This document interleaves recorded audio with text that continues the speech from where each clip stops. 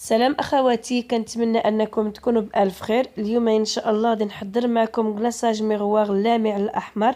فصراحه هذا الكلاصاج كيصدق ناجح 100%. كنتمنى انه ينال الاعجاب ديالكم.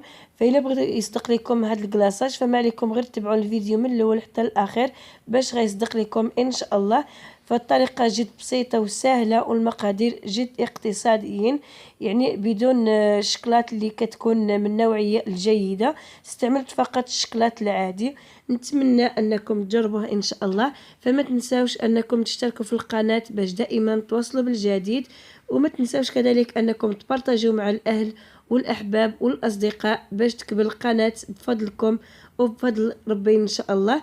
فغادي نخليكم مع طريقه التحضير والمقادير، وكنتمنى لكم فرجه ممتعه. غنبداو على بركة الله بالمقادير وطريقة التحضير. عندي هنايا 150 غرام من جليكوز، فسبق لي وعبرته في الكاسرونه حيت كيتلصق، و150 غرام من الشكلاط الابيض، استعملت الشكلاط من النوعيه ديال كالا. 150 غرام من كريمه السائله اللي كتكون حلوه، 150 غرام من السكر سنيده، و9 غرام من بودره جيلاتين نباتيه، وممكن انكم ديروا 3 اوراق من الجيلاتين ما يعادل 9 غرام. فانا كناخذ المعلقه ما كتكونش عامره، اما الا كانت عامره بزاف كتكون 10 غرام. نقصت واحد شويه يعني كنتحصلوا على 9 غرام. وممكن انكم ديروا 3 اوراق من الجيلاتين اللي ما متوفراش عندهم البودره. كنضيف ليها 4 المعالق تقريبا ديال الماء او 3 المعالق تنخليها ترطاب، ومن بعد غادي نكمل معكم.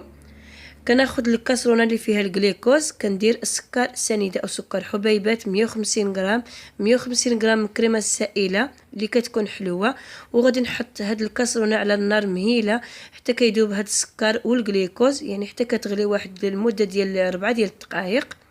صافي من بعد ما داب لينا هاد السكر والكريمه، يعني من بعد ما درتهم على النار مهيله، كنضيف مباشره الشكلاط والجيلاتين. بالنسبه للشكلاط كنقطعها مربعات صغار، يعني استعملت النوعيه ديال كالا. وكذلك من بعد ما ارتبط الجيلاتين كنضيفها مباشره، يعني غادي تذوب غير بهاد الحراره ديال الجليكوز والكريمه والسكر. فكنحرك مزيان وما غاديش نرجع هاد الكاسرونه على النار، يعني على البوطه، يعني غادي نخليها غير هكا. غادي نحاول انني نحرك مزيان. فبالنسبه للكاسرونه راها صغيره، غادي نجيب واحد الكاسرونه اللي تكون شويه كبيره باش نخلط مزيان وباش هاد المكونات كلهم يذوبوا مزيان.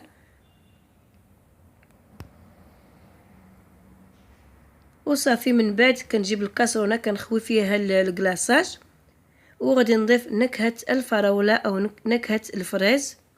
غادي نضيف هنايا 2 معالق صغار وغادي نخلط مزيان، ومن بعد غادي نشوف واش غادي نزيد.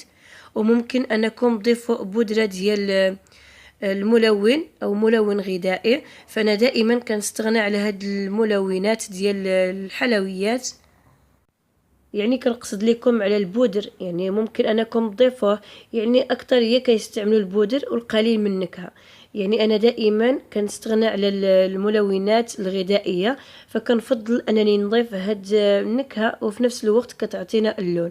انا استعملت هذيك ديال 5 ديال الدراهم، ضفتها كامله يعني جاتني هي هذيك. وكاينين هادوك اللي كيتباعوا يعني ما تيكونوش فيهم اللون اكثر. بالنسبه هذه اللي خديت كتعطي واحد اللون يعني لا باس بها، يعني كتكون يعني هاد الكلاصاج اللامع تيكون في اللون الاحمر.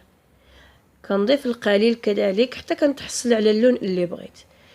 من بعد ما كنضيف الملون او النكهه ديال الفراوله وكيبان لينا اللمعان في هذا الكلاصاج. فصراحه لامع 100% وناجح. نتمنى انكم تجربوه ان شاء الله. بالنسبه للاوراق ديال الجيلاتين كترطبوهم يعني نفس الطريقه ديال البودره. فكيف ما كتلاحظوا معايا كنخلط فقط بالخلاط اليدوي، يعني بلا طراب وبلا خلاط الكهرباء. فكنخلط مزيان، ومن بعد غادي نصفي هذا الكلاصاج وغادي نغطي عليه بلاستيك غذائي، وغادي نخليه يبرد في الثلاجه مده ديال ليله كامله.